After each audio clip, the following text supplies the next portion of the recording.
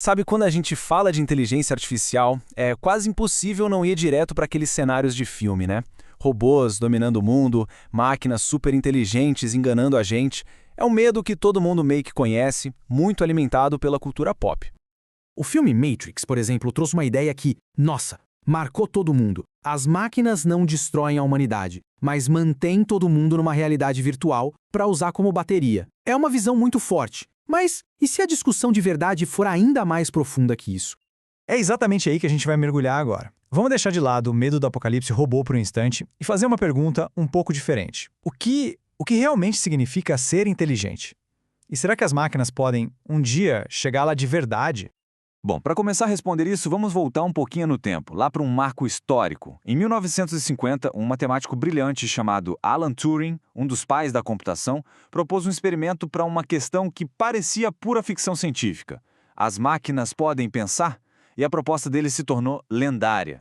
A ideia é bem simples, mas ao mesmo tempo genial. O teste não tenta abrir a cabeça da máquina para ver se ela está pensando. Não, ele foca no resultado. Ela consegue conversar como um ser humano, a ponto de enganar a gente? A estrutura do teste é, olha, elegantemente simples. Tem um juiz, que é um humano, conversando por texto com dois participantes que ele não pode ver. Um desses é outro humano e o outro é uma IA. Se no final da conversa o juiz não conseguir dizer com certeza quem é a máquina, pronto, ela passa no teste. E é aqui que a coisa fica interessante. Essa é a grande provocação que move toda a nossa discussão. Passar no teste significa que a máquina de fato entende a conversa? Ou será que ela é só uma excelente imitadora? Para a gente conseguir entender bem essa diferença, vamos usar um exemplo prático. Um exemplo que mostra o abismo que existe entre o jeito que um cérebro humano e uma inteligência artificial processam a mesmíssima informação. Imagina só. Quando uma pessoa que é de Recife fala Recife é a capital de Pernambuco, ela está acessando um universo de significados. O cheiro do mar, o som do frevo, as lembranças das ruas, das pessoas. A frase está ancorada na experiência de vida dela. Agora, a IA, quando ela diz a mesma coisa, ela está só reproduzindo uma associação estatística. Nos dados dela, a palavra Recife apareceu milhões de vezes ao lado de capital de Pernambuco. É um padrão, entende? Não um sentimento. Então, o ponto crucial é esse. Para nós, a linguagem tem um lastro no mundo real, em sentimentos, em experiências. Para a IA, é um jogo de probabilidades matemáticas. Ela não sabe o que é Recife. Para levar essa ideia ao extremo, o filósofo John Searle criou um experimento mental famosíssimo. Ele ficou conhecido como o quarto chinês, e ele ilustra perfeitamente essa diferença entre só processar e entender de verdade.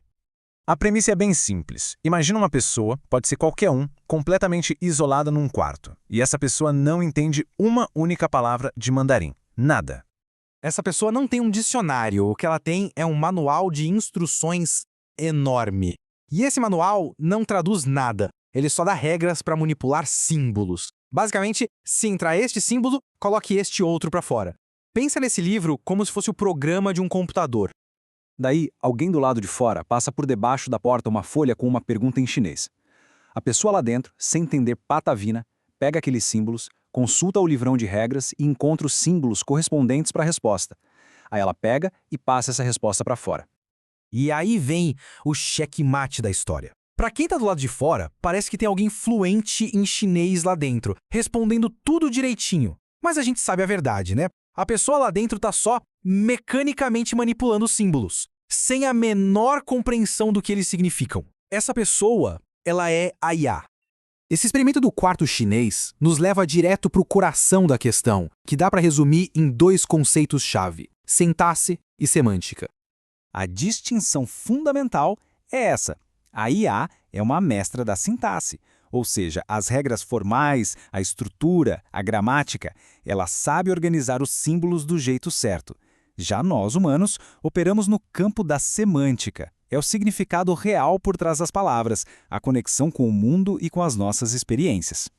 Pensa bem, uma IA pode analisar milhões de textos e dar uma descrição poética da cor vermelha, associando com amor, perigo, maçãs, o que for.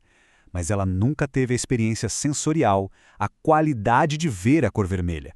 Ela manipula o símbolo vermelho, mas não sente a cor. Certo. E onde que isso nos deixa? Quer dizer que a IA é uma fraude? Não, muito pelo contrário. Isso só aponta para qual é o verdadeiro desafio pela frente. Entender e, quem sabe um dia, replicar a consciência semântica, essa capacidade de realmente entender e sentir, não é só um problema de programação. É uma das maiores fronteiras científicas no nosso tempo. Uma que envolve neurociência, filosofia, computação, tudo junto. E assim, a gente volta para nossa questão inicial, mas com uma perspectiva totalmente nova. A ameaça talvez não seja uma máquina que pensa como nós e resolve nos dominar. Talvez o grande desafio seja entender o que é o próprio pensamento. A IA nos força a olhar no espelho e perguntar o que fundamentalmente nos torna humanos. A resposta, por enquanto, continua em aberto.